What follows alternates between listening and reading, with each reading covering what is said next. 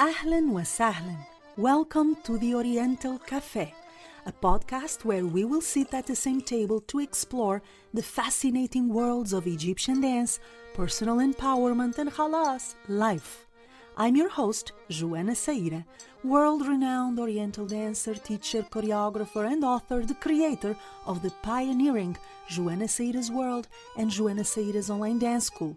I will meet you at the Oriental Café every 2 weeks, alone or with a guest, sharing intimate yet universal conversations. In agreement or disagreement, we will create bridges and inspire each other, because the world is only one, and so is our human soul. Ready to fall in love? Yalla bina!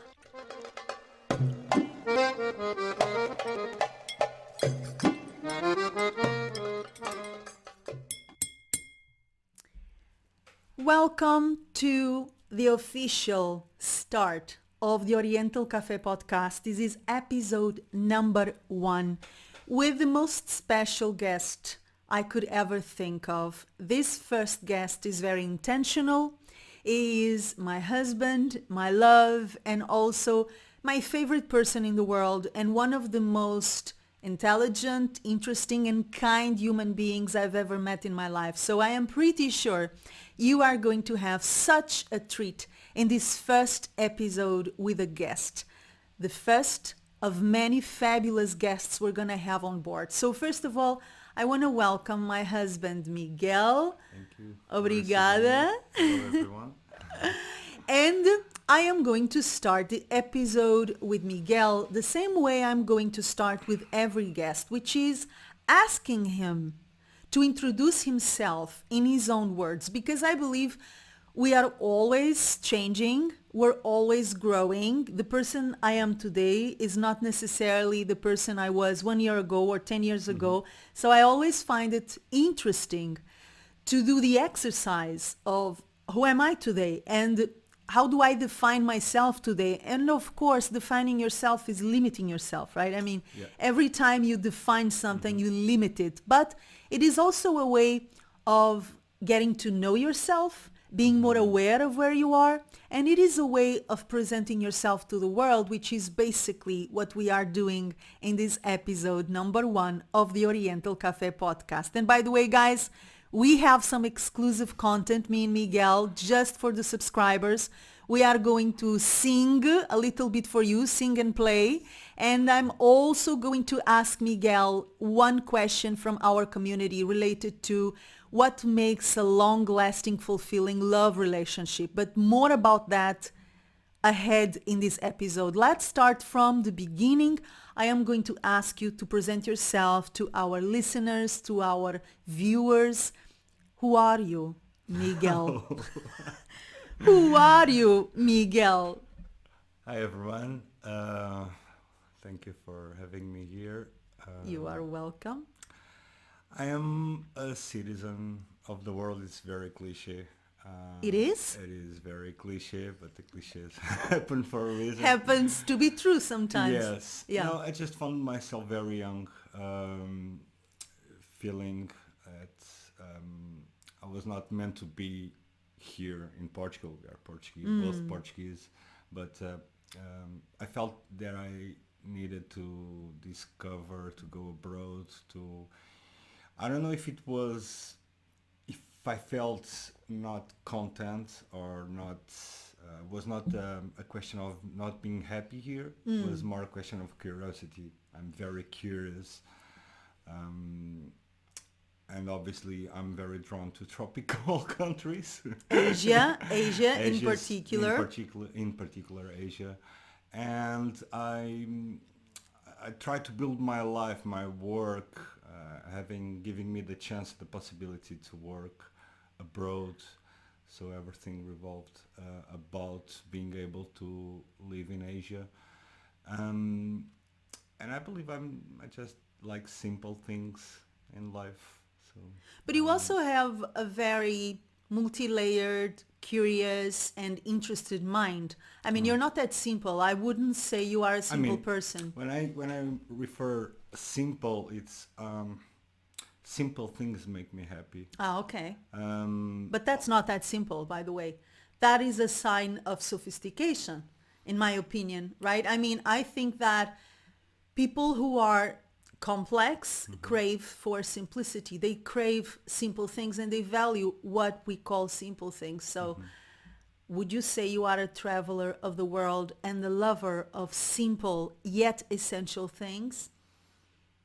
Putting that way, I Is believe it a so. nice label? Yeah, yeah, could be, could be. It I suits don't you? consider so much a traveler now. Go backpack and go, but as many other responsibilities come with life, but I still feel the drive to go and immerse, for I think instance, when in you're a traveler at heart, you're always a yeah, traveler, even if circumstances don't the allow you for energy, a the season or freshness, the energy, but that drive is still there, that flame yeah. to So the reason why it was important for me to have you as a first guest, one, it was symbolic because you named this podcast. So when we yes, talk about the Oriental Café podcast, that was your idea.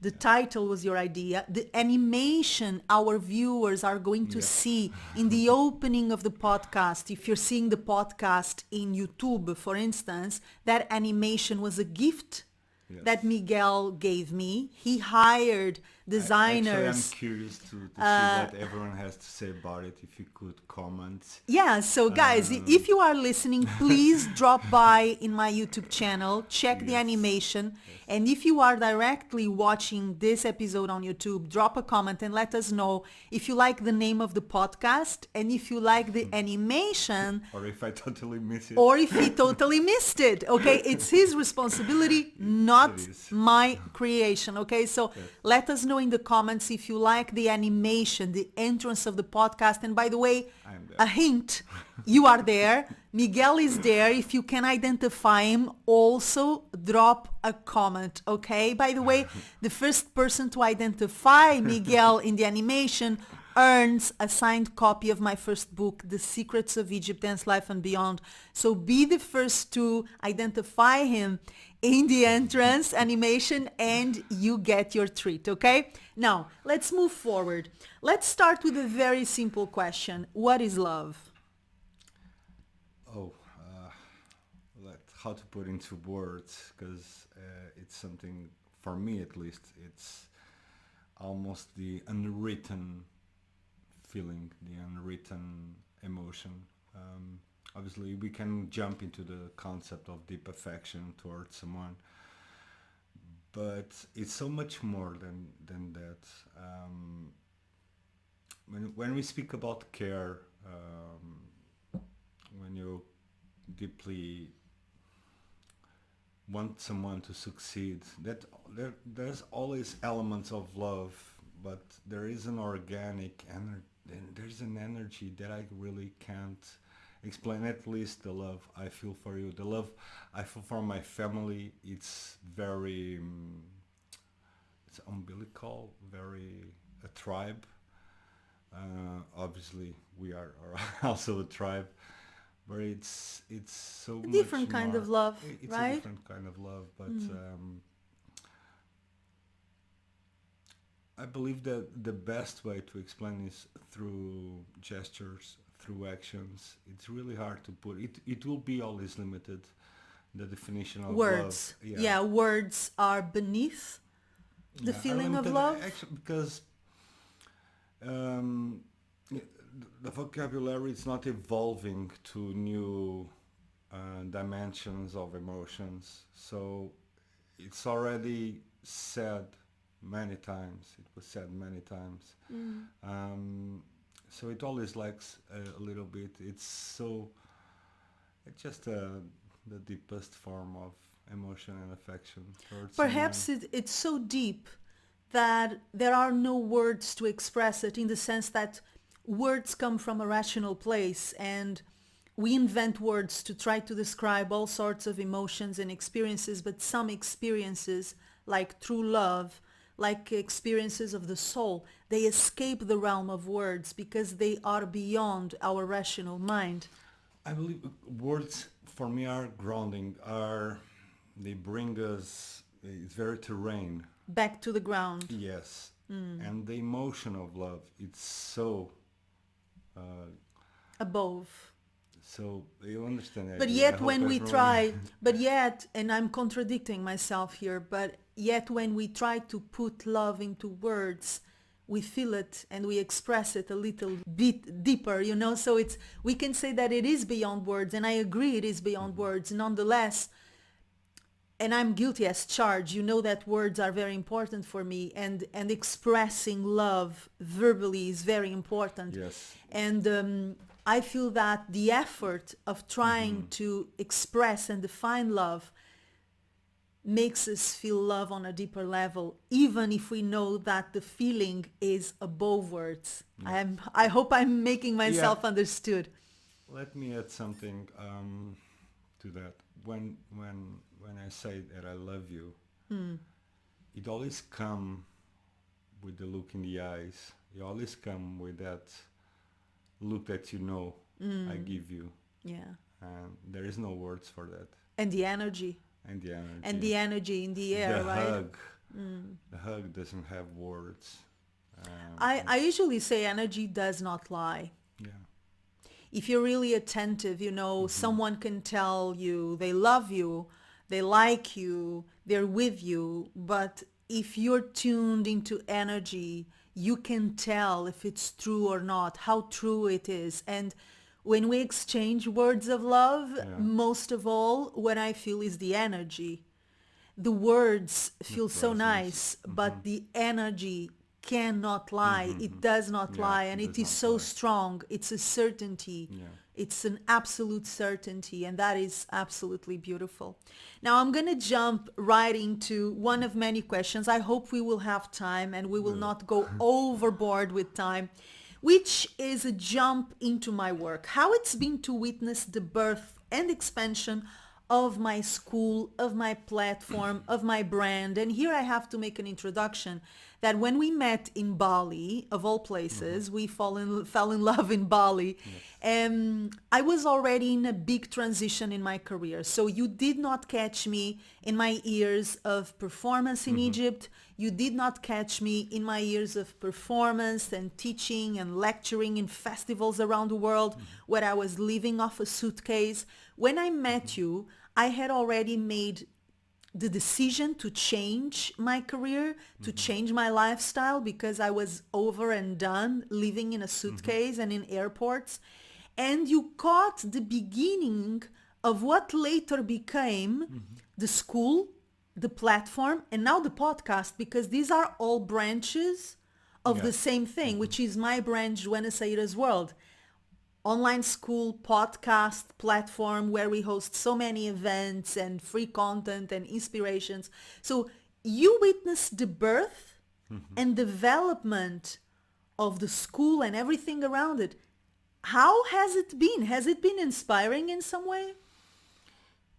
A privilege to see and to witness a creative drive, the fountain. It's so powerful and so strong. And I'm really proud of the work you put in. I don't know if the listeners or your students have an idea how much of the work you put in. I think they do. Many, they hope do. they Part do. of it, they I do, hope because they I do. deliver a lot when I'm with them. And of course, they observe what they receive and they know I am present and engaged. I don't treat students like numbers and clients. That is not my mindset. I actually know people by their name. I know what's going on in people's lives because there is a true human interaction. I think about them. I reach out to them, sometimes even when they're not studying with me actively. So I think they are aware of a huge part of the work that comes along with having a school, with the global community and all the content, even free content I put out there. What they are not aware perhaps, but you are, is the difficulties and the challenges. I am not a The technological hours, person. yeah, I am it's not a machine person. I have huge difficulty, and I've always had with the technical part of the business. yes.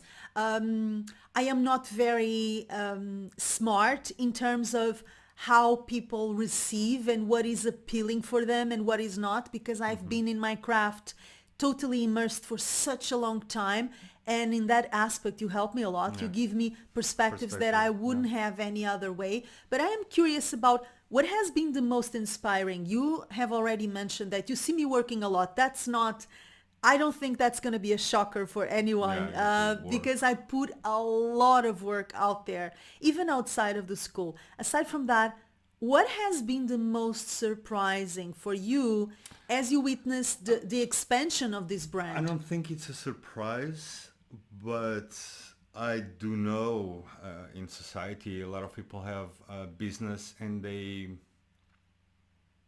do it in a very business mind in terms of profit, in terms of you have such a passion in everything you do, even if it's a small thing regarding the school. Um, and I just I don't know the end result, but I hope it translates in all the work and the passion that you put in your daily creation.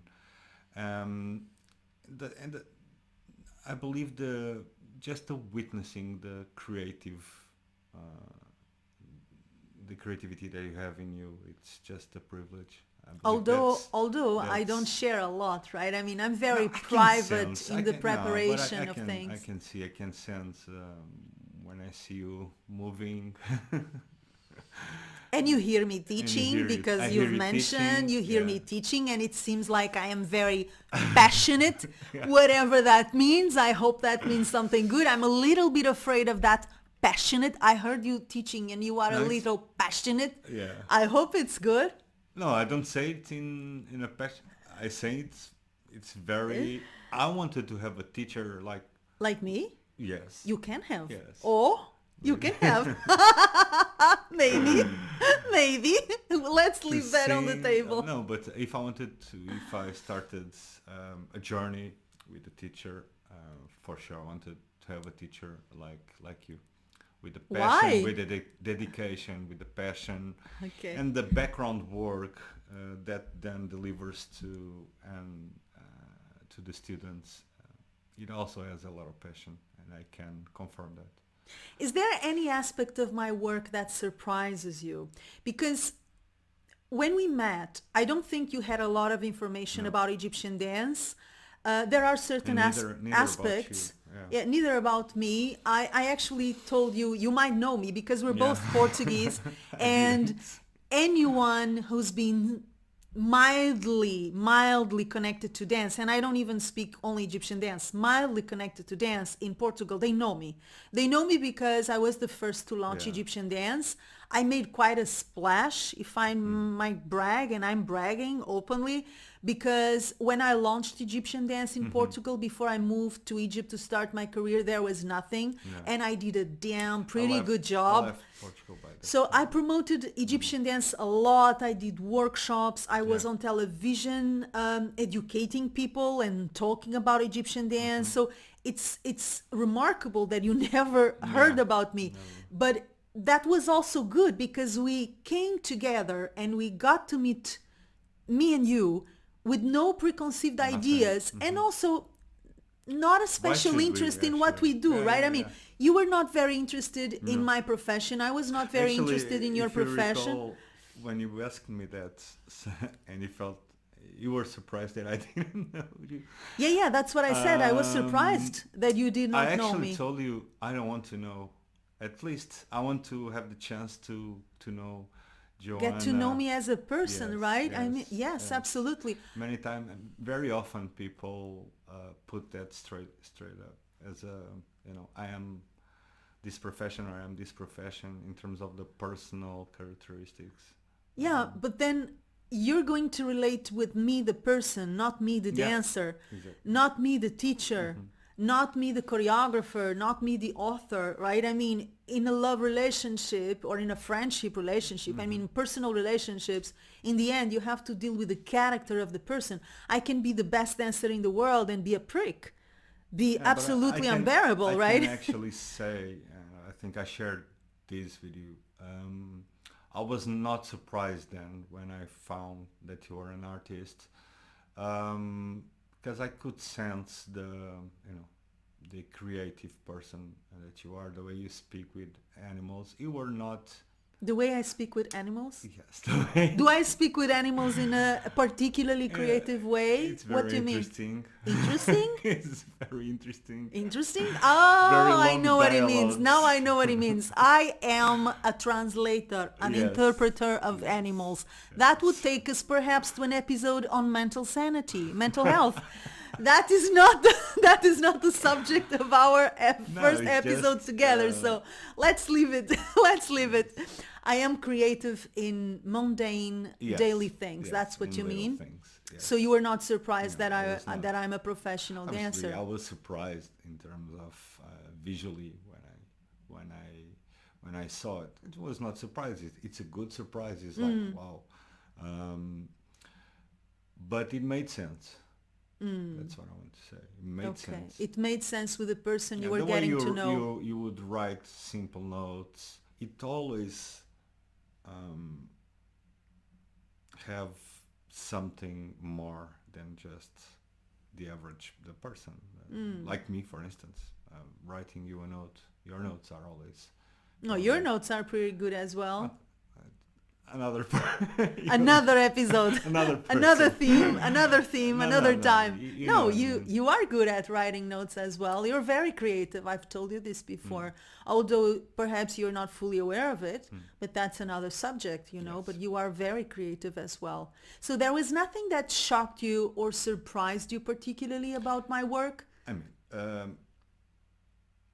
not shocked, but I was proud because we were already in love, and I was proud, and I was to see the like a performance live. It's what? It's very powerful. Powerful. It's very powerful. Powerful in what way? It's just the way you express yourself dancing. It's very powerful. Free? Very free, very powerful, with strong presence, strong energy, and with intention in the movements. So I was proud. I was not shocked. It made sense to me. Yeah. It made sense to me, but I was proud, like, wow. Okay, like, wow. Okay, that's nice to know. Now we're going to jump right into our dynamic, which I believe may be the dynamic of a lot of couples. And this is about what unites us and what separates us. Okay, so in your perspective, in your experience, what is different in us? What separates us, or what could separate us, in fact?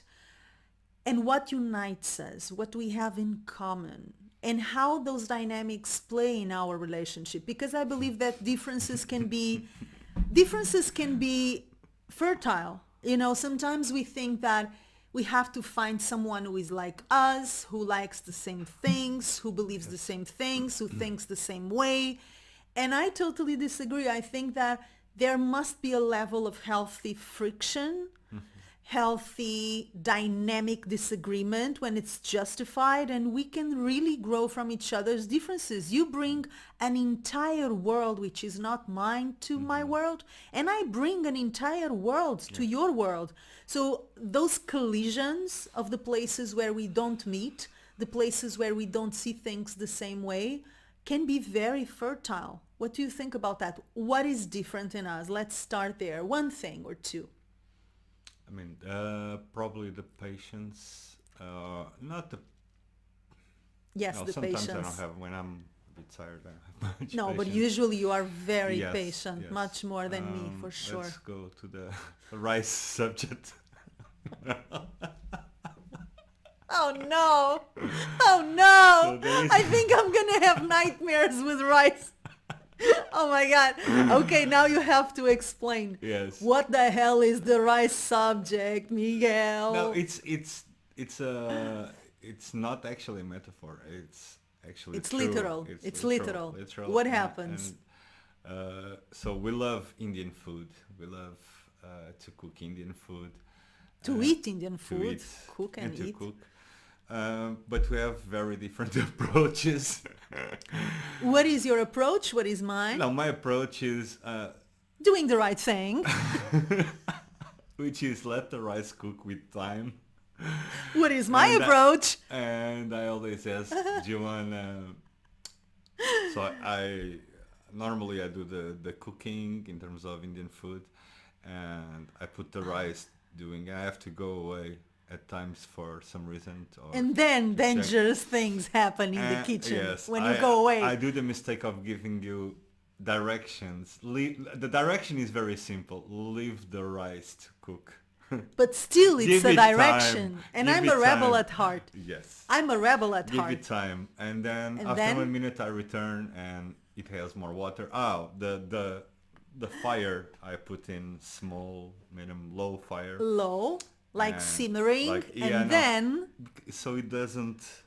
stick to the pan. Yes, and then And after then? 1 minute it's full on, full power with more water mixed and yeah, So- because you want it to be quick. So I that's I our don't have the difference. patience Yes. to wait, and I don't like to take instructions. It's both things. It's I not am an not instruction. good. We are cooking together, and we just want the best result possible. You The see, best result, every but time I it's a just damn say- piece of rice, man. It's not the solution for war in the world. It's rice. How bad can it be, you know? You are a perfectionist. I am not. That is another thing that Yes. separates us. That is a big difference, right? I mean, aside from patience and taking instructions or not, you are a perfectionist. I am not. I like to do things well done when they're meaningful, when they are important, not like rice or something, when they're meaningful. But you are a perfectionist. And by the way, I have learned a lot from your perfectionism. So this is where I was mentioning that differences can be triggering, they can be friction, but they can also make us better, right? I mean, your patience makes me better. My impatience sometimes makes you better. Yeah. It makes you move forward. Yes. It makes you get it done. That's It true. makes you jump. It makes you yalla, let's Not think let's so do much- it. so much Not about things. overthink it. Your perfectionism very often pushes me to do better. And if I did not have that pressure on me, your pressure of saying this can be better, that could be done better, I wouldn't do it better. Because for me that's enough and I'm used to getting things done. So yes, I like things well done, but not to the extent that you usually like them done. You will go to the extra mile, and if it takes 1 century, you will stay in the problem and you will la la la. I say, no, no, no, no, no. We don't have time for that. But in the end of the day, let's say in terms of the school, for instance, okay? As I was mentioning, I am not a technological person and I am not good with machines. Okay, I'm good with the content because I know that what I have to deliver in terms of Egyptian dance and personal empowerment, first of all, it comes from direct experience. So everything works because it worked on me. So I have absolute conviction in what I'm doing, but also I know of its value. So I trust the content so much, and perhaps I oversee, I dismiss a little bit of the way I deliver. And you, with the perfectionism, have taught me and pushed me to want to do better. We need the sound quality better. That was something that you introduced The in my image. school, for instance. The quality of the image. I was too busy getting it done. You were the one who told me, no, that's not good enough. You have to improve the image, right? And I say, yeah, but I'm in a hurry. I have students waiting for the content. Let's get it done. And you say, yeah, but get it done better. Because as it is, it's not good enough. And although that irritated me and it went against my agenda and my deadlines, it really helped me to I just improve. wanted in that specific topic. I think the content is so rich, but and we all know nowadays the value of the audio and visuals. The delivery, right? The way you deliver, yeah. It's studied. There's many studies on it that just retain the attention of, Yes. that I didn't want that the rich content to not be valued as it should because of the audio and the video. So Yes, absolutely. Delivery is very important. But because I'm always so focused on the content, the essence, I dismissed that part, and you made it better. You, with your so-called perfectionism, made it better. So I owe it to you. I owe it to you. No, it is annoying for the fact that when you do this for but work, then when you eat the rice spot on, oh my it feels God, good, no, no? still the rice. It No, feels we have good. we feels have a good. theme here, the rice. He will not drop it. What? The rice. Oh my God, guys, if I hear the word rice one more time, I think I'm gonna explode. So that's what separates us. Or it doesn't separate us. No, it doesn't It could separate separate us, us. but it It's actually doesn't. fun, It's yes, it's fun. It's fun, It's and fun. those collisions really make our relationship lively. Actually, it is never monotonous. It's not really a friction, It is never actually. little frictions, little annoyances like the rice subject. But what unites us then? It's the non-negotiable values. Because obviously these are really minor things. Yeah. Perfectionism, more tolerance, more patience, less patience.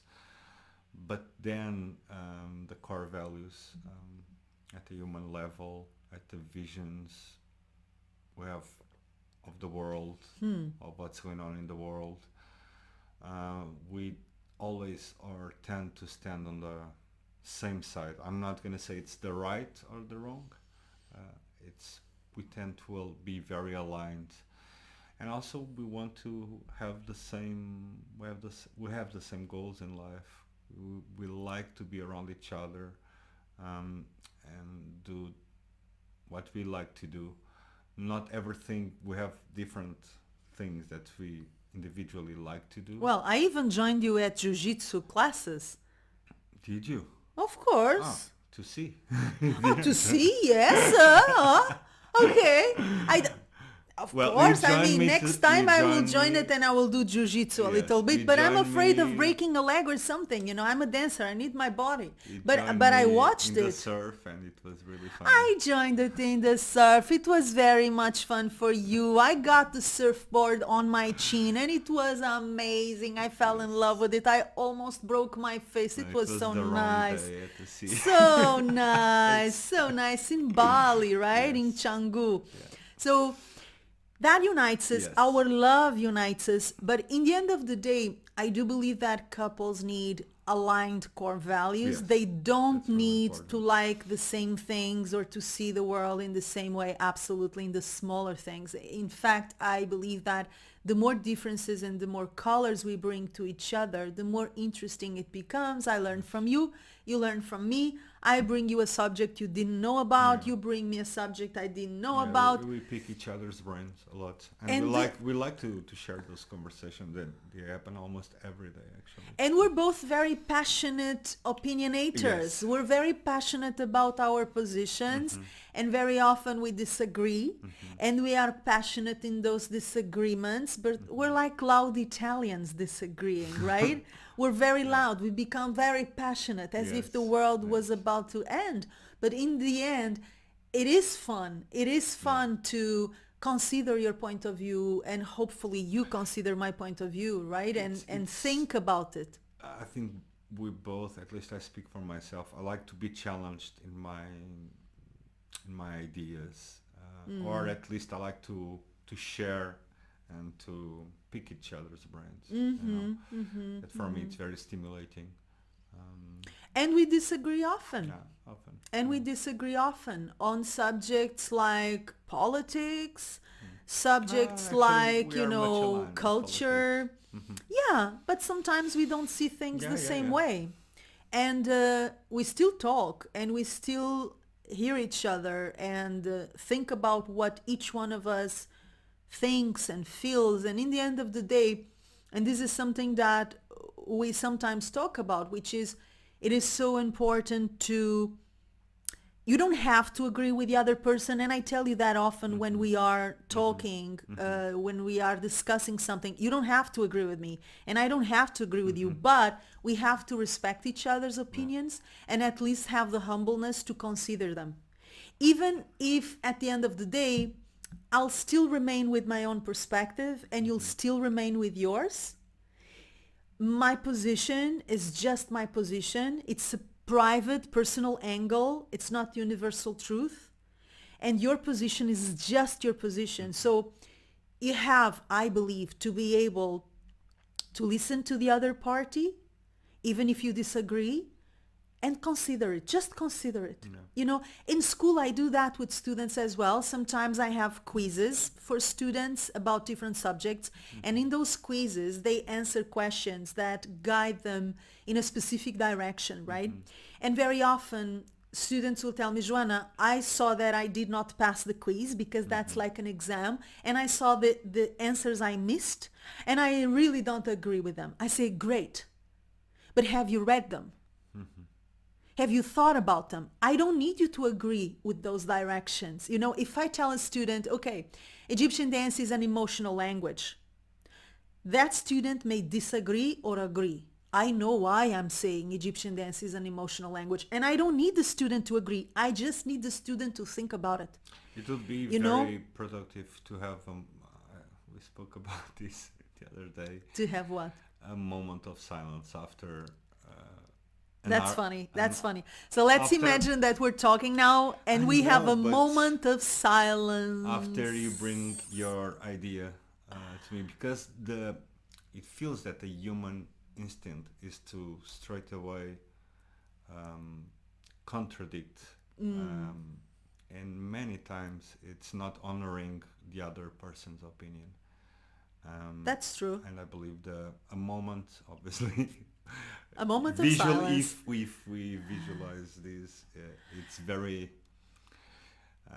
After it's a someone, cartoon, but after someone has shared a perspective which is not yours, you're proposing a moment of silence for digestion, yeah, for the assimilation of what you've been told. Is that it? yeah, it's honoring the other, because it's impossible to process the full view, because you will answer with the instantaneous perception that you had from the other person, but with an opinion there's not always only one layer or one point of view. You might so you should cover all angles, and for that you need time to process. And our ego wants to be right. Yes, Right? yes. I mean, it wants to protect us because our opinions are, on an unconscious level, a way of expressing our identity. So when you tell me something I disagree, and I open the door to changing my mind, my ego comes to my rescue and tells me, no, that's not what you think. Disregard what he's saying. That's what you think. This is who you are. So the ego wants to protect your stability. Yes. It wants to protect your groundedness. I'm grounded in what I am, and what I think is part of what I am. The question is, what you think is not a part of who you are. What you think is an opinion. And opinions change. They can change. It's called growth. But you don't grow if you don't create a minute of silence, or, as a metaphor, a time of digestion of what the other is bringing to the table, It's right? a reflection. It's a reflection. This is why I tell students when they tell me, Joana, I disagree with that answer, I say, no worries. I am very happy that you disagree. It means that you read it, and it means that you thought about it. So I don't need you to agree or disagree. I need you to consider it an invitation for a different way of doing things. It's very limited to offer our understanding, instant understanding of what the other is saying. You have your life of experiences and concepts.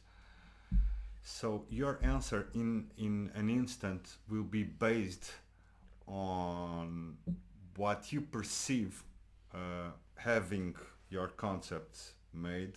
So what you translate into your concepts, what the other person is saying, that is very limited. Yes. Very, very limited. Yes. But also if you take the time to consider that new information, even if it doesn't make sense to you at that moment, it stays with you. And suddenly, perhaps, it makes sense. When you gain more experience, when you gain more education, when you gain more insight, I'm going to give you an example. Years ago, I was talking with a dear friend of mine, which is also an astrologer, and she was talking about the concept of surrender. Surrender. At the time, I could not understand. I could not grasp. I mean, intellectually, yes, but you know I'm all for go ahead and do it. Make it happen. If something is not working, you go ahead and fix it. You want something, get it done. Work for it. Go for it. I have this masculine polarity, very developed. You know better than anyone. I don't wait for things to come to me. I go and I reach out to them. I make them happen. If a door is closed, I open another door. That's my combative attitude towards life. So when she told me about surrender, I almost mocked her. I almost told her, you don't know what the hell you're talking about. Surrender? Surrender to what? You have to fight for things. You have to work for things. If you surrender, you become passive. I mean, of course, again, intellectually, I got it, but it took me years of life experience and gains and losses and maturity to really understand her. And only recently, her words came to my mind. Can you imagine? So they stood with me like seeds. And suddenly I thought, oh, I know what she means now. Now I understand what she meant by surrender. Because at that time, your understanding was translated or perceived by you with your life experience. My limitations, Your my life perception, experience, your absolutely. perception. But the fact that I listened to her and I considered her allowed it to become a seed in my subconscious mind. So I stood with that conversation and that concept of surrender for years. I'm talking 6, 7 years. Suddenly, recently, a light came on and it said, aha, now I know what she means. Oh my God, now I understand. So this is my point, is that we have so many differences between us, and the best people, the most interesting people in my life have that kind of dynamic. Even with close friends, we have different positions on many things, but that can uplift us. It can make our relationship stronger, and it can make us stronger if we are humble enough to learn from each other, right? Now, I am going to jump directly into the theme of creativity, which is a theme that unites us. You are a very creative person.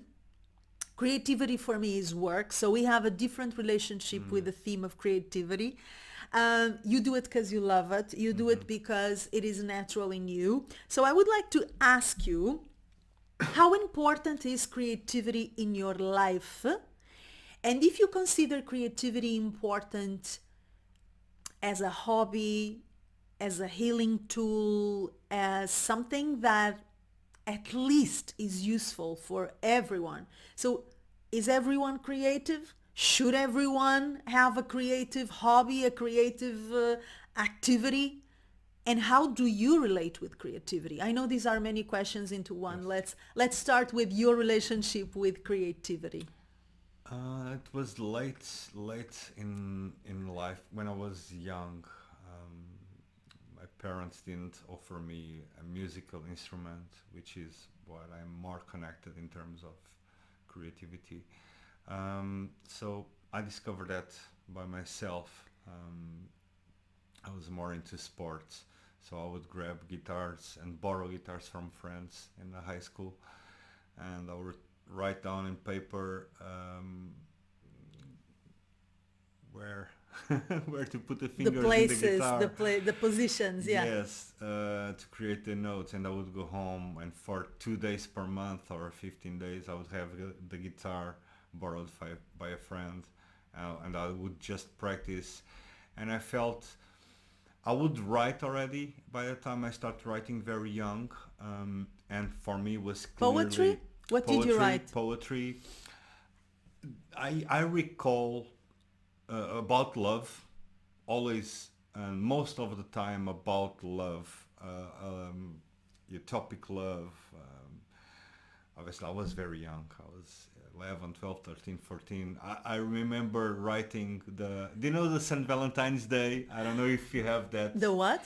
around the world, but in Portugal, in the high schools, at least in my high school in Portugal, and the 14th of February, you can buy a rose. There is the association, the student association, have roses, and you can buy a white, a red, and a yellow, which is A not yellow good. rose. Yes, Okay. the white is friendship, and the red of love. And you would send, and it would be delivered during the class to the receiver. Oh, Yeah. I did not You have don't that have in my that? school. Oh, No, in my no, I school come is from every- you come from a fancy school. I come No. from a very poor background, terrible school. I mean, I love my school, but it was chaos. So we did not have that. I Okay. thought it was all We across didn't the. have that. Okay, so and would always come with a note, and every 14th of February until I was 15, 16 maybe, my classmate and the person next to me, it's 222 in Portugal, Pedro, his name. I would write always the poems that he would send to his girlfriend. Uh-huh. Um, You were like a poet for the hire. ghostwriter. Poet for hire. Yes. Ghost poet. Ghost poet. 14 February only. Oh, okay. But there is a very embarrassing moment in my high school that I would, my cousin was with me, was playing guitar, and I was delivering poems to the audience because I was a part of the Students Association. Reading poems? Yes, Reciting poems? Reciting poems. And I recall that day writing the poem during the dinner we would have out of the Students Association. And Okay. then I got really emotional. It was not for anyone, but just the theme of love. I felt very strong very Okay. early. And I got emotional and I left the stage actually at that time. My friends still today remember that, Okay. that moment. I think I'm owed a poem then. Am I not? Probably, yeah. There is a high probability that I'm owed a poem. No, so like we I have told you, then- we have the theme of the rice, Yes. and now we have the theme No, of the come poem. on, I wrote already many times. It's just that's I have to come to a couple of years later. I stopped writing. I think further we can speak about this the blockage. of Creative block. Creative block. But for me was initially evasion. Was how can I channel what I'm feeling, and for me was writing. But then music, I always loved music. I used to listen to music very young, like Guns N' Roses. I had the posters, and I really loved Guns N' Roses. I think it was the first band. But I recall having a cassette. Cassette. A For the ones who still know what is a Yes, cassette. I remember having a cassette with the music La Bamba. No, swear, no, I we may have didn't. it. No, I we still have- didn't. We are I going think. to cut this part because Miguel is going to regret having said this. You had La Bamba? What? No, I think, have we met before? it just you know that Have we met before? my father's taste. Para bailar La Bamba.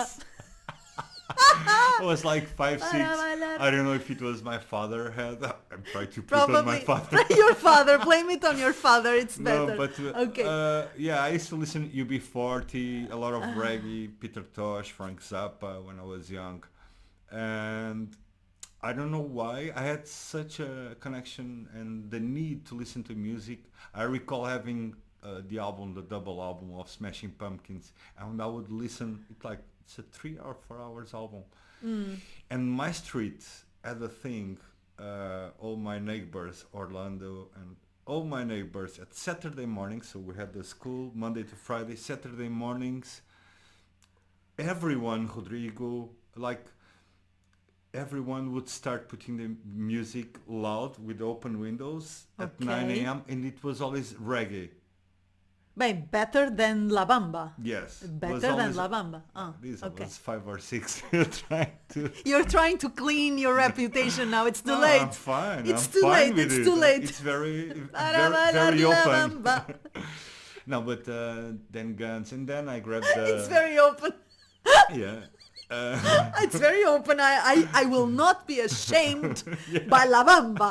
Okay, okay. No, but you know, I know you from a point that our listeners and Yes. viewers don't know you. And here's one thing that I noticed when we met. So I work with creativity for a long time. And I'm used to people not thinking they're creative. So that's very common. It is very common that in general people don't think they're creative. I never heard that word from anyone. It was you And were perhaps, the first person. yeah, and perhaps you did not think you were particularly creative, and yet you are. No, I felt and I yet had. you are.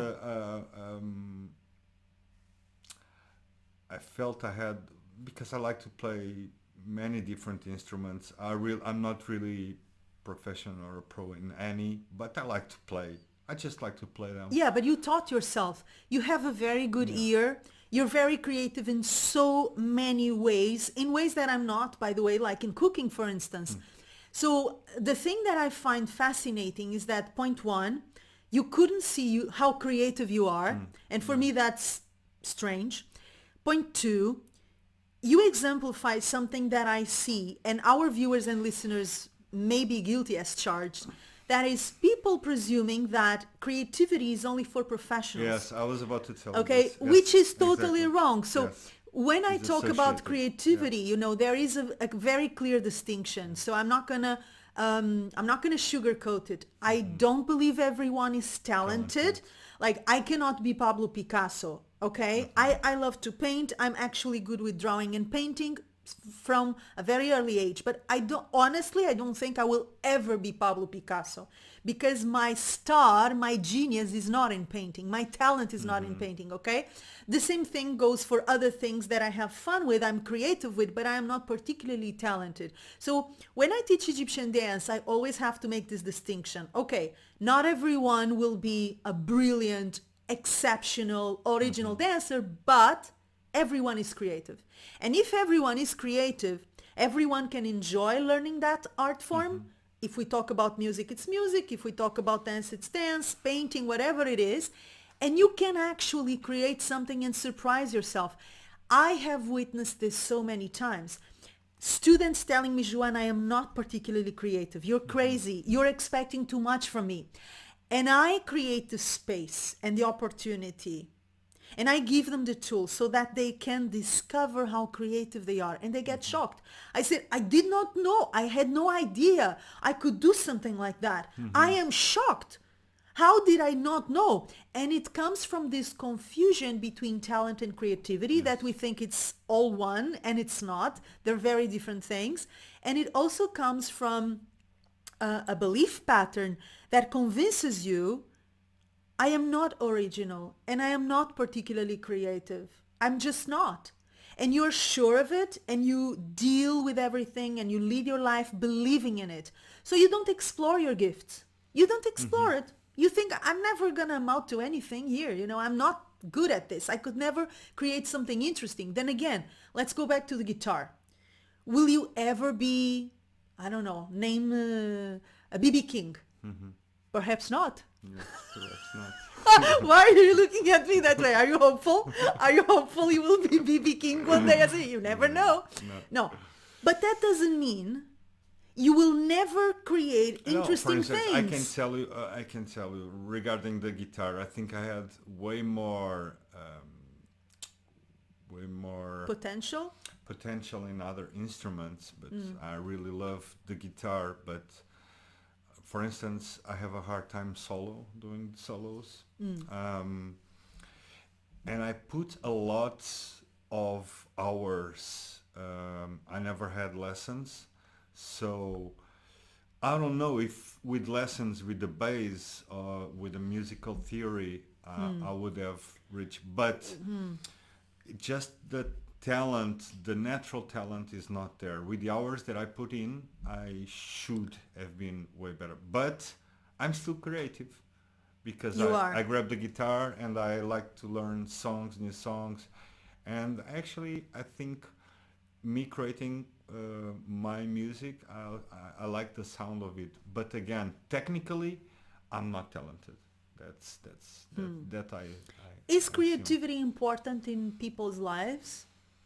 What do you think? It should, and I hope everyone finds and have the moment and time to, because I believe the society now is swallowing a lot of, and the people obviously what's the first thing that you're gonna cut? It's not the responsibilities, it's the free time you have to create or to walk or to cook. At least I found that I lack time to create more. I've been planning to paint because I recall painting, and I was not good at all when I was a kid painting. But I'm very curious to see what could I paint now, for instance, and I'm planning for a long time to, and it just responsibilities and time. But it's very important if we actually, the time that often we take to rest, maybe use that time resting and entertaining your soul, your mind, creating and doing something. Find things that you love, have more moments of joy. I think that creativity is essential in people's lives. I agree with you that nowadays most people don't have time or energy to even think about. It's almost like having a creative hobby becomes a luxury, right? I mean, because in the real world, let's be honest, first you take care of your survival, right? And if most of your time is dominated, is swallowed, as you mentioned, by your survival, paying the bills, honoring your commitments, then what time and energy is left for a creative hobby? It's almost a luxury. And I see that in my school as well. And sometimes I feel so sad, genuinely sad for my students because they go the extra mile to be able to join a class. They make sacrifices. Sometimes they cut in other things that are also important for them because life is not easy and we're not all rich and swimming in money and not needing our time to work and take care of things. So in the real world, creativity has become a luxury. Yes. Okay? Unfortunately. But the question is, creativity allows you for so many things. And one of the most important, I'm just going to mention one at the top of my head because it's something, again, that I witness in my work every day, right? And it with me as well as a creative creature, which is creativity allows you to heal in the sense that it allows your soul to be expressed. And with your soul comes your emotion. With your soul comes your pain. With your soul comes trauma. With your soul comes old wounds. So much comes to the surface when you're creating something without you noticing, mind you. I mean, I don't think anyone is playing the guitar or singing or dancing or painting or writing and thinking, oh, by the way, I am healing myself because at this right moment, I am going through a catharsis because through the expression of my soul, I am also releasing my emotions and my wounds and this. And nobody thinks like this, right? I mean, they just do it because it is joyful. It brings them happiness. It brings them a respite, an evasive place from the real world, from life and their worries and their pressures. But at the top of it, knowingly or not, what you're actually doing is healing yourself. and allowing yourself not to go totally insane? For me, it balances me. For me, it's joy. It's really joy. It's really fun, joy, and probably it's my soul saying, "Don't forget to Absolutely. Yeah. It's a way to remain forget to soulful, yeah, it's a and way to human, human. Yeah. yes, Absolutely. and to Absolutely. break a little bit the rush that society is going also, and Absolutely. connect with yourself a lot. I really love the for me again going back to the simple things. To make coffee, which is Not rice. not coffee, uh, Alhamdulillah. Thank God, not rice. Coffee. and sit with the coffee and open the guitar box and take the guitar and start playing something. For me, that's a moment of pure joy and connection with myself. I'm very Creativity is my safe space. When I was very, very little and I started dancing when I was 3 years old, three. something like that. I started studying ballet at 5, but before I went to ballet school, I was already dancing and singing and doing monkey business for kids in school and whatever. And I remember I had a recurrent dream where I would find myself at the center of a stage in a nest, like a bird, in the center of a stage. And I never felt so safe. There was a sensation of safety. It's very interesting. I knew that I was safe Because at the for me, center it's of the so stage. far from I was very shy, and I'm still a shy person. But notice how important that dream was, that I still remember it. And I remember it because I had it again and again and again. It was consistent. So there I was, a very little bird in a nest at the Yeah. center of the stage. Yeah. All the lights were on me. I remember the smell of the wood, of the ground of the stage, and I felt so safe. I was sure nobody could hurt me. The world could not hurt me there. And that has always been creativity for me. It's my safe space. I know there the world will not hurt me.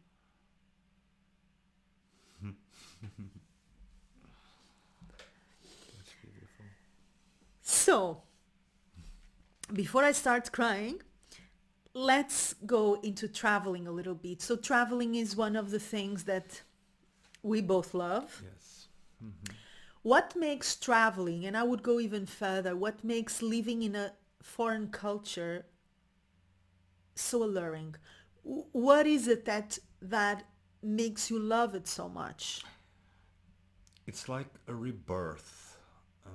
So let me say, we're born in the Western world, in Portugal education, and that's why for me the furthest from our West, the better for me, the most I enjoy.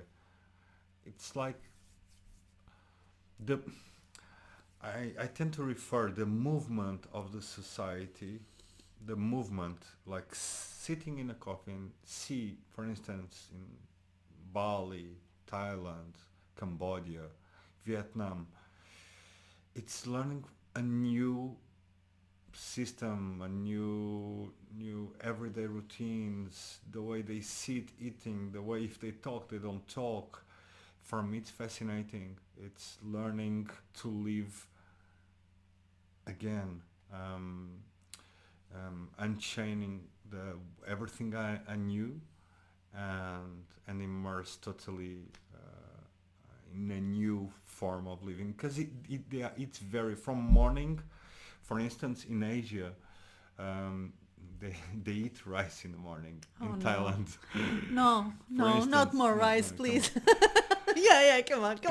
It's We like the must rice. speak about the Yeah. damn rice.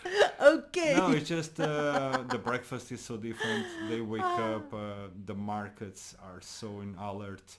Um, the sun comes up so early. Um, it just, it's for me, it's fascinating, and it's very. I connect a lot because I can appreciate, and I appreciate the way they feel happy from the moment they wake up, in simple things, in simple sharing a little conversation, always with a smile. I'm really fascinated about the You're Asian, talking about Asia, the the Asia, Asian, which is Southeast Asia because mostly. it's what I know more, and Do you think they know something about happiness that we Westerners, let's say in Europe, don't know? well, that's a social, for me, a social. It's just the expectations are. It is was debatable before, but the Are they expectations, content with what they have? that would be very risky of me To saying that. affirm, right? I mean, yeah, you Yes, have no yes, way of yes. affirming it. Because it could be my perception. Obviously, it feels that way. It feels that It way, yeah. feels that way. But I know they have struggles also in Asia. So I don't know if it's the way they face the struggle is different from ours, or if the expectations, since they are lower, um, in the material way, in life, professional, they feel more content. They don't have illusions. They don't feel frustrated. They don't feel. I just, I just found that. I just found that there is so much joy in simple things. Sharing a meal. It's so much joy just sitting. I recall being with Thomas, a friend of mine, which we would stay next to each other, looking at the sun come down 1 hour, and we wouldn't share a word. And which actually then you met him, Yes. and you could testify that I was could our test- dynamic. I could testify. I could testify. But we were really happy. Also, our like the most active in the day, we would grab lunch at the Padang Padang, a local Padang Padang, and we would come and eat at the sand, looking at the sea, and it just my soul feels way happier there. What was I was about traveling. For me, it's Yes. just What makes it so interesting? What makes it so fascinating, so I feel attractive? obviously seeing new things, food. I really love food. Just hop on a train and see the landscapes are so different. I really love nature, to see the landscapes. We had the chance to see outside Europe, actually. There is in Asia, in America, also, and have the chance to have like just the flip flops, the scooter, and go around. I just I Simpler, feel happier life.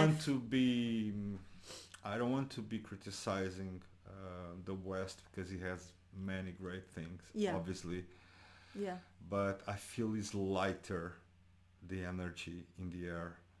In Asia, for instance, I feel it's lighter. It's not dense. It's not heavy, and obviously, I just love to be there and have the chance. Traveling is, let's say, also a respite from the world that is familiar to you, and that in itself it's so refreshing. It is so exciting, right? I mean, we all fall into a routine. I remember that when I moved to Egypt, for instance, initially everything was new, right? I mean, so everything is exciting because everything is new. Yeah. Then there is 1 year pass, 2 years, 3 years. What was strange and new is not new anymore. No. And suddenly the enchantment fades a little bit. And suddenly the things that were new are not new anymore. The ugly side of societies, which is everywhere in Everywhere. Asia Yeah. and everywhere, Yes. suddenly you are familiar with that ugly side as well. So a little bit of the enchantment You is lose the lost. innocence You about the lose the place. innocence. You lose the illusion of a more perfect place. Yes. Yes. Still, there are some cultures where we feel happier. You know, it is a fact. And we're not the only ones, you Or know. happier. I don't know if the listeners ever felt this, but I am, and I told you, I am a different person when I am there. that I'm here. I feel the society really in the West creates a form of seriousness in the daily routine, rules. I feel that I am more happy, more open smile in Asia. It shouldn't be this way, but I'm just affected by the surroundings, and obviously I understand what you're saying. The element of being new, it's awesome. Yes. Traveling, like arriving to a place and just for the first time is one of the best feelings In the world. Yes, Absolutely, absolutely. it But just then, also I'm speaking from direct experience. Also, once you get to know a place which was once exciting and new, yeah, and the enchantment is gone, yeah, you can it come to happened. the conclusion that you actually love that place unconditionally. It can happen. It happened with me in Egypt, for Yeah. instance. I went through the phase of excitement. Everything is new. Oh my God, this is so exciting. Then I got to see the reality once I lived and worked in Egypt. And I got disappointed. I got shocked. I fell from a pedestal, or Egypt fell from a pedestal. And then I came to another phase of my relationship with that culture, which was, you know what? This is very ugly and very beautiful. It has the most beautiful things and the ugliest things I've ever seen. It's still the most Yes. fascinating, richest, beautiful country I've ever been to. And it's still today. Egypt is still hands down the most amazing country I've ever been. And I'm talking from a place of knowledge, right? I mean, I'm not talking from a place of a traveler or expatriate who only saw the pleasant side of the country. I saw the worst. Also because as a professional Oriental dancer, as you can imagine, and I've shared so much with Yes. you, I could see a lot of corruption, a lot of really ugly reality. Still, at the end of it, I love it more today than I loved it when I was full of illusions and just a traveler passing by. So it is possible to get to know a culture in depth, see the And beauty still and love the it. Yeah, yes, ugliness, yes, and yes. still love it And still more. love it more than the Absolutely. place where. Yeah. Yeah. Yeah. It is possible. And again, I know it Yes. because it happened with me. Yes. So then we're going to jump into something very easy, very simple as well, which is how can we preserve our sense of humanity in a world that is becoming, at least in my perspective, more technological, more mechanic, drier, soulless. It feels like people are losing their soul. They're losing their center. They're losing their I believe compassion. I mean, as a collective, collectively, I we feel are like we're losing. Yeah. losing our humanity. And I'm Yeah. not even going to details because everyone who is watching or listening to this episode right now knows exactly what I'm talking about. Wars, injustice, social chaos, racism. There are so many issues on the table that I believe by now should not be on the table anymore because we have Lack evolved of as a leadership. Yeah. civilization, right? I mean, I hope we can evolve a little bit. We're still dealing with the same issues we were dealing centuries ago. So that for me is shocking. So my question is, how can we preserve our humanity in a world that seems to be so damn focused on making you lose your humanity? It feels like there is a mission. Let's take all humanity, all soul, all heart out of these creatures, shall we? That seems to be, to me, what is happening. And it's so scary. How do we preserve our humanity? And I know this is a huge question, Yeah. of course. I This is mean, a whole new episode. it's an entire episode. Yeah. So I'm gonna touch into very different, very aspects, points. The first at a personal level, personal, what I mean, individual level. I believe we have to get more in touch with nature. Um,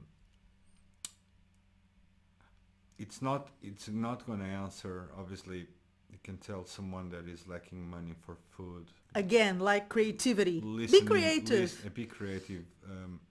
Listening to this, it's like, come on.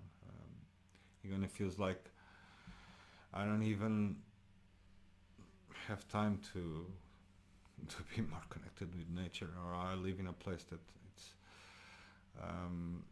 I'm speaking for myself. Nature or the sea, it really grounds me, and it really makes me feel my bubble more human, more. But at the global level, I believe we lack of proper leadership, and we are. I believe there is a reflection of the leaders. I don't want to dive in too much in political and create some form of polemic here or something, but I believe we are not being very well guided. We don't have leaders anymore, right? It sounds like, no, it feels it's like a we don't have. reflection. Our the references, the it lacks a reference of character, of integrity, of empathy, justice, and we are thinking about. We are evolving a lot faster, and not attending the needs of the people that need more. So we are not honoring The basics, the the basics. current population. We are not honoring. We are. It feels that we are creating a model in the world and a system that it's serving very A few, very yeah. few. So this is a whole new episode. It's a very sensitive topic to dive Absolutely. into. And it is difficult when, again, when we are, as we often comment with each other, when we are asphyxiated by economy. It is unrealistic to tell someone, have a creative hobby, Yes. walk in nature, do volunteer work, Yes. have time with your family, Yes. have a fulfilling relationship, when they don't have food to put on the table. That is not gonna work ever. I mean, So economy is asphyxiating people. It's like an invisible force that dehumanizes us. And it seems like most people, and this saddens me, and I feel so impotent and so frustrated, most people cannot even think about humanity. How can I not lose my humanity? Who cares? Let me pay my bills at the end of the month. That's my only focus. That's how far I can go. If there's bills to pay, actually. It's a topic that I would like to dive in. I have a lot to say, but that would. It's on a very serious note. It's There's a lot to tricky be said. and complex, absolutely. I would say that making sure that we're not losing our integrity is a good start. Yes. That's a good start, and that you can do even if you are on survival mode, which most people are. So when you are on survival mode, again, you focus on the basics, but integrity doesn't cost money. And empathy. And I'm seeing a lot of lack of empathy. yeah. And it shocks me. It's a question that really touches me. But that's also because I get really. But a lack of emotional. empathy can also come from people being on survival mode. Because when you are on survival mode, I see more lack of empathy with on people in a good position. I tend to see. oh yeah, that's another subject for I sure. tend to Yeah. see the people that need more still holding the values of being solidarity, generosity, sharing, empathy. I feel more at the top, people in good position losing those values, unfortunately. We're going so much overboard, but I hope, guys, you're enjoying this conversation. I certainly am, as we always do, and we talk a lot about everything, so this is not new for us. it's new for you that are listening or watching. But there is one last question before I close with questions from our community. And before I announce the exclusive content we're sharing with our podcast subscribers. So the last question I have for you is, what is the most precious thing you've learned from our relationship? And I mean learned, not gained. What is the most precious thing you've learned from our relationship?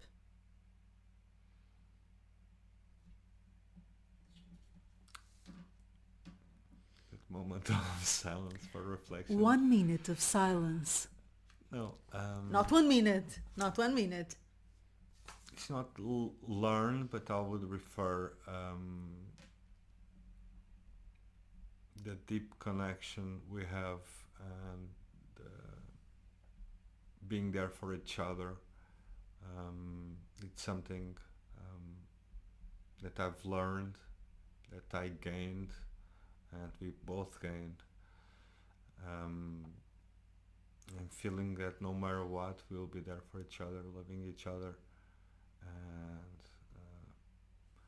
for me, that's to be celebrated.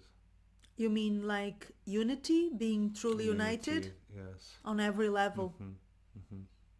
It's obviously is a blessing that it. Knowing that you have a soul partner that you love and loves you back, that will follow you beyond the moon if necessary. Yeah, both. From both sides, both that's sides. reciprocal. Yes. Yes, I agree with you. That's also one of the most beautiful things. I think not learned, we built that, We built it, right? yeah. We built that. Yes. It's really gonna It go through. Was not a conscience built. It happened. No, it was not, but we do it every day, right? I mean, through the happy moments, the hardships, the difficulties, and we've faced so many difficulties, by the way, right? I mean, we've gone through an earthquake with tsunami threat in Lombok. We've gone through difficulties in our private life, difficulties dealing with life, adult life, and not having to face all that by ourselves. We're facing everything together. And you bring assets, I bring another asset, you bring a vision, I bring another vision. In the end of the day, we're together in everything, and we're facing everything together. So that makes us pretty unbeatable, I would say. Not so much as like a contract, you see. It's more an organic, and the way it happened, it's very beautiful, I believe. 1 minute of silence? No. It's just to cherish the insight, the love that we have. And as we usually say, aside from the love and the unity, we are each other's favorite people. And I like to presume that every couple feels the same. I know that in practical terms that does not happen, because I speak with women mostly, and sometimes they tell me, I just want to get my partner off my back. I just want to I go on vacation with my friends, or oh my God, he's gonna go, I want a break from him, or I can't hear him anymore. Yeah, I can, yeah. And they say it, very normally. I mean, it's normal. And I actually never felt that about you. Yeah. Everything I want to do except going to the bathroom, it's better with you. Yeah. And it makes sense with you, right? When I think about a trip or when I think about a project, I think, how will we do it, right? Because doing it without you is going to remove the joy out of it. It's even not a possibility anymore. I even speak about small things like going to the market, or small things and big things. I mean, I don't even question, would it be important better if he was not enjoy around? each other's presence. We really not only enjoy each because other's we presence. can enjoy many people's presence, but Yeah, but I think sometimes we take it for granted. Sometimes I've took it for granted, and then I think, wait a second, this is really exceptional that we can be 24/7, Yeah. over 24/7 together and still miss each other and Yeah. want to be close to each other. That's not normal. No. That's not that's not frequent.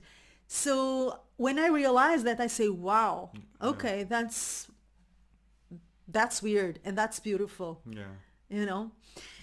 Very good. We totally went overboard. So let's just go into the questions shortly, please.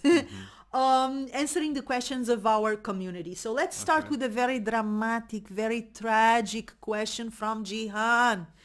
She asks, what would he miss about you the most when you die? Jan, jan, jan, Oh, who was? jan. Jihan, Jihan. Jihan. Jihan. What would he miss about you the most when I First of die? all, we're gonna be eternal, both. Yes, Everyone. let's assume I'm eternal and you are eternal, but But let's imagine. I see the point the question wants to make. Just the presence and the life and what you give to me, my life, and I believe to your students, to everyone that knows you. And there is more colors on the rainbow. And I'm not saying this in a very general manner. It's very, life is so much more meaningful and beautiful and loud and lively and also the gentle side you have. It touches me a lot. Okay. I'm not going to answer this question the other way around, otherwise I would break down and cry. Okay? So let myself keep grounded and calm. Let's move forward. So Annette has a few funny questions. I love these questions. So she saw a photo of us a while ago in Bali in a scooter, of course, because while we were living in Bali, as you can imagine, we went all over Bali, traveling, getting to know, sleeping here and there. Yeah. We got to know the entire island very well, always on a scooter. Yes. Okay? And she might have seen a photo of us on a scooter in Bali, and she asks, Okay. can I repair a scooter if it breaks down? Can Joana repair the scooter? Can I? I'm gonna say what for me it's really funny on the question. It's Annette, even considering That I could fix a scooter. I love you, Annette. I love you. This is faith, right? This is faith. Annette has faith in no, me. Joanna could never. But resourceful, the way Joanna is, she would. I would find a walk way, 10 another miles way. and Yeah. bring someone to repair, but no, Joanna could never repair a scooter, neither a coffee machine, neither something of that nature. No. A minute of silence. A minute of silence. Okay. In all fairness, I could not repair the scooter either. Aha. I could All put right. water. You can only make great rice, perfect Yes, rice, yes. but not repair the scooter. Right. You can ask him is you, if Joanna speaks loud and then she adds, haha, Annette, what is this haha? I don't know what you mean. I speak loud. Do I speak loud? Yeah, you do speak Ah, loud. yes, I Yes. do. I don't even think this is a question. It's so obvious, It's right? very obvious. I speak loud. In my defense, I've had Like- acting training. Right. That means I project my voice all the time. So imagine, Annette, we are in a restaurant having a very intimate conversation. And, Imagine, and I Annette. realize the whole restaurant is following the conversation. It's We're interesting. having a public, private conversation, right? Because I speak so loud. Private, which is not private. That's why I said public. So it's not private anymore. It's supposed to be private, but it becomes That's public. true, that's I true. speak loud. I Yes. speak loud for so many reasons and for no reasons. I'm a loud person. Do you dance together? Um, We tried. we tried. It's a work in progress. It's a still. work in progress, and I'm Yes. trying to convince Miguel to learn Yes. Argentinian tango Yes. because I believe you would be particularly good I at like tango. Argentinian Yeah, tango. The I like music tango. is very beautiful, sophisticated. There are I like incredible music, yeah. a lot Yeah. of great footwork, a lot of musicality. The man has to lead in a very subtle, very masculine, but also very feminine way. I think you would be Yeah. perfect in it, and But I've been I trying to have to convince him. be open, very honest. We tried salsa and I'm really not good at it. But I'm not salsa good is at too hysterical Latin. for you, right? No, it's just the Latin movements. I like to dance reggae, and that's the most further I went. I like to dance. I would love to dance. I would love to learn, So what's but stopping you? maybe my teacher is making fun of me a lot. Oh, really? What a bad teacher. We once tried to do a salsa lesson. Yes. And I thought you were joking and you were serious. And I would tell him, are you joking? Is that a joke? Yeah. No, no, I'm serious. I So was it trying didn't my go well. best. It didn't go No, well. it Yeah, it didn't go didn't go well. No. Have you taught Joana things about Egyptian dance? Shimmy? Shimmy, maybe. It Shimmy. can, Maybe. Let's maybe. leave it in the air. Let's leave Maybe. it in the Yeah. horizon. Now, Dana No, I did asks, not what has teach. been the biggest challenge in your relationship with Joana? The most difficult thing, the biggest challenge?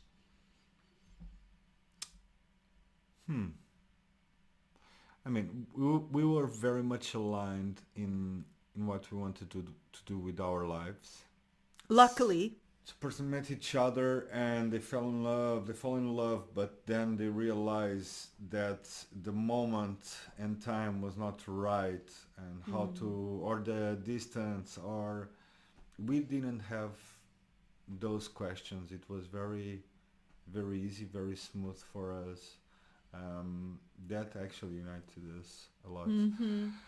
but So for challenge, us, challenge regarding in our relationship. Well, okay, nothing connected with you, but very materialistic things like the housing, and find our place in the world where we feel we're gonna be happy.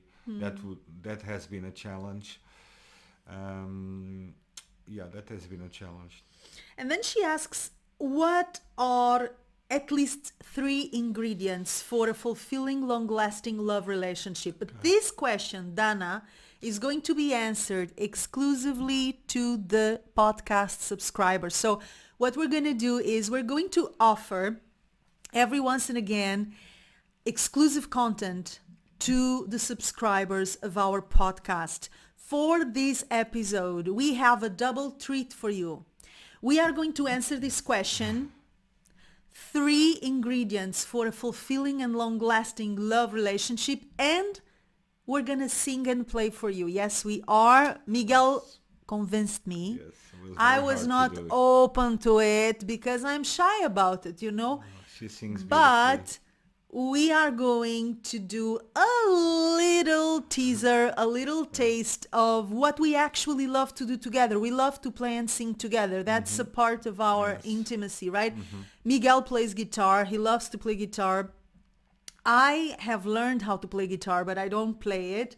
So I sing, and we are going to share that bit of intimacy with our podcast subscribers. So I'm not sure everyone will be surprised, but since you're very creative, but you're a beautiful singer, so you're I invite everyone you're to creating high be expectations. surprised and to be really Don't expect too much. no. But do expect too much. no. But what I can guarantee is it's coming from my heart, and it's coming from your heart for sure. So what I'm gonna suggest is that you subscribe to the podcast newsletter. You're going to find the link either in the show notes if you're listening the audio podcast episode, or in the description box below the video if you're watching this episode in my YouTube channel. Follow the link, subscribe to the podcast newsletter, and guess what? You're gonna have access to this private little concert and the answer to this question from Dana. 3 ingredients for a fulfilling, long-lasting love relationship. Now, we are going to go into another question from Katarina Kratovac. Okay? During your life together, what was the one single thing you discovered that most surprised you about your wife, that's me, either in her professional or her personal life? The thing that most surprised you in me, either in my work or in my I mean, personality. the very first time I saw a performance, that again, it was not surprising, but was surprising since it was, I could see the craft. It was like, okay, wow, wow. That at a professional level, at a personal level is how the dimension of the powerful performer is also at the same time so gentle and so... Am I gentle? Yeah, you are very gentle. I don't see myself as a Yeah, gentle person you are particularly. very gentle, Am I? very sweet, very tender. Yeah, Am I? yeah, you are. I'm sorry to spoil everyone that the I don't idea see myself. that I mean, Joanna- I'm not saying I'm a beast. I'm a beast. You know, that's not what I'm No, you saying. But have that I don't side. see And the myself. beautiful thing is you have those two layers so far from each other and all Mixed packed in the into same. one, packed into one. Now Alana asks, what do you do for work? What is your profession? People are always very curious because they think you're a musician, you are someone related with dance, Already. with art, because it's common for dancers to, you know, to be in relationships with musicians for all sorts of reasons, you know. What is your profession? Are you a musician? Are you a dancer? A professional dancer? Choreographer? Actor? Singer? Explain, No, what I do you work do? with sports. I also, it's a big passion of mine. And I work with sports in the field of sports. Let's leave it that Nothing way. to do with art, guys. No. Nothing to do with art. So again, what we do professionally really does not define who we are, and it certainly does not define our relationship. No. It doesn't have that much weight. Also, because I have to say something that the people, it's becoming very like a trend, like those. You should do what you love for work, and I have to say, it's not always possible. We can try, but the way the economic struggle and the economic pressure Again, and the economy. families Again, economy. they are Yes. putting. Also, we have to remember something. We tend to say this because we probably born and were raised in countries that do offer, and I know some countries do offer chances that you quit a job and you have a job in the other day. We are Portuguese. Oh, we don't have We that. don't have that. We don't have there that is no security. chance that in Portugal. So we are taught, what that implies is that when you're taught and the education that you're given by your parents when you're young, when you're being raised, is to find a job that gives you that security and grab it forever. Obviously, I think we should support our children to pursue to do what they love, obviously, but I believe and I have totally understanding that in many societies that is not possible. There is Yeah. no chance there is no space, even space to do it. The context, the environment Yes. has a huge Yes. weight on people's So it just lives and happens that I love choices. sports, but for instance, I would like to try another creative. But it's the way it is. How it is to live with someone famous? How do you deal with her agenda, that's my agenda, strength of character and independence. I believe these are two different questions actually. Dealing with someone famous, I actually think I will answer it for you. I mean, again, it was never a topic.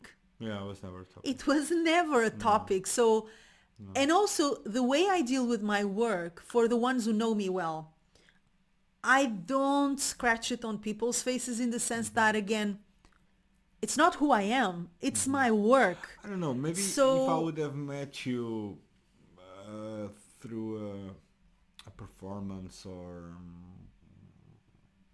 or when you were going to the TV, I don't know.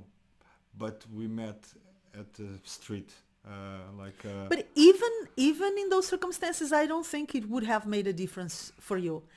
As far as I know you, I don't think that Yeah, it would yeah, have for made me, a difference. for No, me, no, very at all, honestly, at all, it at is all. not. It is not a it's theme. not a theme at all. It is not a theme in our relationship, Yeah. and I might add, it is not a theme for me. Yeah. I never thought about, I want to be famous. Am I famous? Am I not? I just do my work. That's it. Even in Egypt when I started, I was struggling. And I was struggling because I was living exclusively from my work and I had very clear goals, but my goals were never to be famous. I wanted to be the best dancer I could be. I wanted to work with the best musicians I could work with. I wanted to know my craft and the culture behind it at the deepest level. And I wanted to be the best professional I could be. So the word famous is not a part of my vocabulary. I don't even think I don't remember you ever even heard what- me saying that word. Like, I No, want to be I famous. don't think about that. Actually, That's yeah, not coming, how I. That's when. Oh, okay, yeah. That's not But- how I operate, and that's not Yeah. how we operate with And each regarding other. the working hours, I believe it's the other way around. That Joanna needs to cope with my working hours. Well, sometimes I work too much, and you complain. I mean, Yeah. you're working too much, No, so but it I has don't nothing to think- do with being I don't famous. know if I should say or the students and the audience know, but at times you work 15 hours, 16 hours. Absolutely. Per day, 17, which is mind-blowing. for me. Oh, absolutely, For me, it's and mind-blowing. always. Like from 7 a.m. until 10 p.m. Oh yeah, Very often. It's almost every day. almost every day. Yeah. It's almost every day. And you know what? It's I mean, mind-blowing. I don't advise it to everyone because that's an overload of work. Although I have to say something, in your position that you have the school, when you have so much passion at the level you have for what you do, Yeah. how that translates into workload and actually pleasure, you know? Yeah. What I'm saying? Also, I have a very deep sense of responsibility. You know, if I need to redo a choreography or redo a class or improve something that I need to deliver It's in a so course nice, or it's so whatever, beautiful.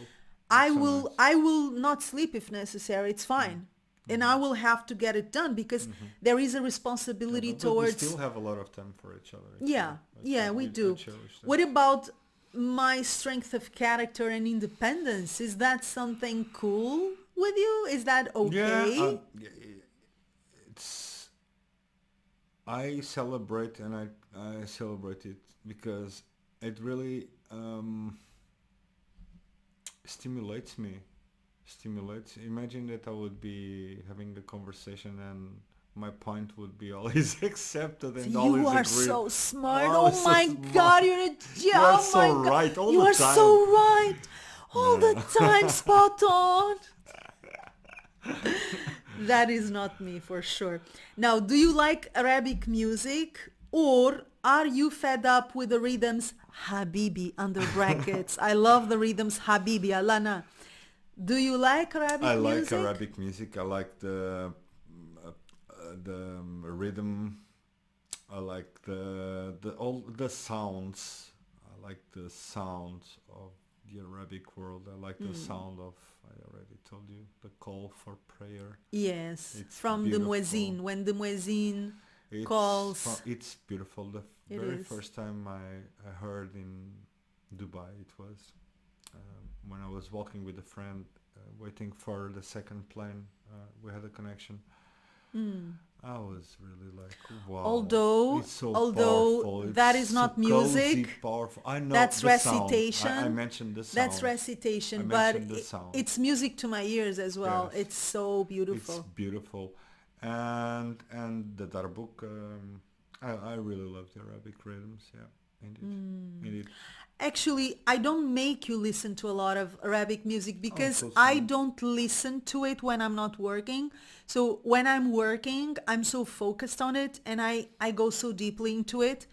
And when I'm not working, Yeah. mostly I Yeah, like to be in listen. silence. I don't Yeah, like to listen to music all the yeah. time. I I listen more than you started, listen. Yeah. you listen more than me, yeah. Yeah, correct. I think my ears are tired, to be quite honest. Yeah, It's yeah, I been a long understand. Yeah, time, yeah. working with Egyptian Mm, music. 25 years, mm, guys, as a professional Oriental dancer. So yeah, it's a long time dealing with music. yeah. And I because don't see much sports out of my work there you because of go. that. Yeah. Yeah, you already have more When than something enough. is your work, Yeah. and for Yeah, example, and the ears need the that's true. refreshment, Yeah.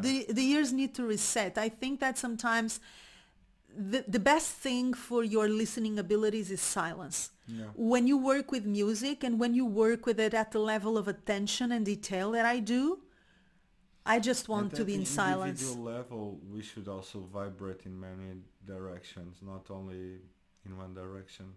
Like imagine that I work with sports, and then outside I would be always like I would be limiting me myself. What? Does he help you in your business? What does he do? Does he like it? Do Hmm. you help me in my business? And do you like it? I do help. I like to help because until it reaches a point of again the perfectionist in me, until it reaches the point where everything is honoring the content that I can without being a dancer I can evaluate, and I believe it's top, it's level, it's very rich, and it's delivered in a very passionate way and a correct way.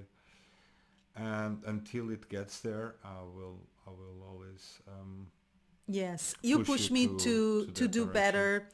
You are so much better with technology, Hmm. with filming, with Hmm. sound quality.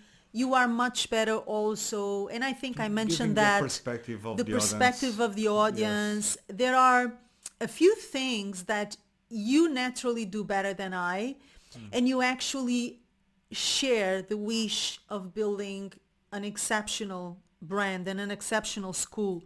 So you want me to do better Yeah. and better and better. Yeah. So there is your input in those things. And also, not often, but sometimes I brainstorm with you. Yeah. What do you think? Do you Yeah. think this Yeah. course would work? Yeah. People Yeah. would Yeah. like it? Hmm. Would they feel attracted to it? Would The it model appeal? of the Um, course, you know, the structure. the structure, because again, you have a commercial business sense that doesn't come natural to me. And I don't say that with pride or shame. It is a fact. I know where I am very good. I know where I am exceptional, and I know where I'm not good.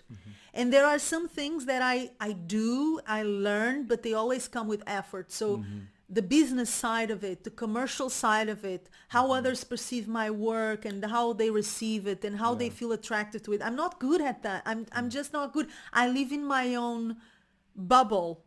And that is wonderful because it allows me to be that creative machine. But at the same time, I need someone who brings me a bit of reality because you cannot have a And thriving business perspective, without it. because I understand very often um, anyone that has something have something to deliver at the commercial level would value and would like the work to be delivered or received or valued in X way.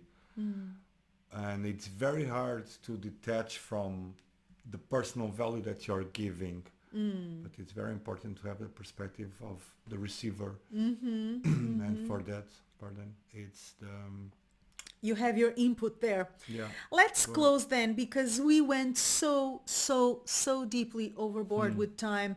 But I believe it was worth it. So let's close the episode as I am going to close with Yes. every guest. So this is staple. We always start with the guest presenting him or herself, and then we always close with ping pong. That's fast question and answer. And recommendations. Let's go to the Okay, yeah, ping pong. recommendations. It comes without saying. I don't want you to think too much. I want you to bring the word that pops into your head right ahead, okay? So what is your favorite word? Justice, sympathy, love. 3 words. Justice, sympathy, and love. Your favorite feeling? Coziness, feeling cozy. I love being close to you and cozy. What is your favorite food? A curry. Any curry. Indian curry. Favorite place? That would have to be Bali and in the ocean. One wish for yourself? That we reach our goals and that we stay like we are now, united and in love for the eternity. One wish for the world?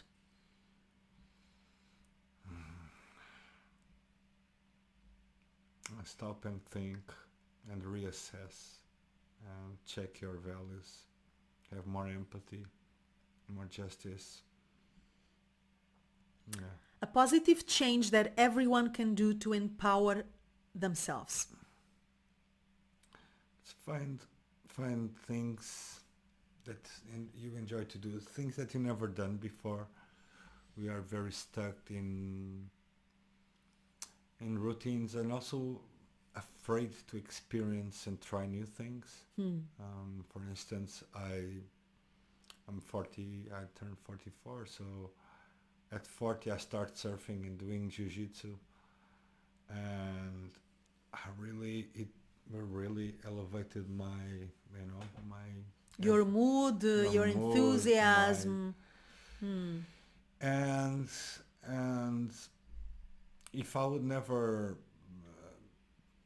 put myself in the position of let me try this, let me try that, because I've tried other things that I didn't have had joy, but in those things that we try, some we will have joy and will accompany us for the rest of our lives. Yeah, but you have to try, You right? have to try. If you don't try, you don't Yeah. know It's what. a very cliche, but that cliche sentence that Yeah. I make fun, which is put yourself out there.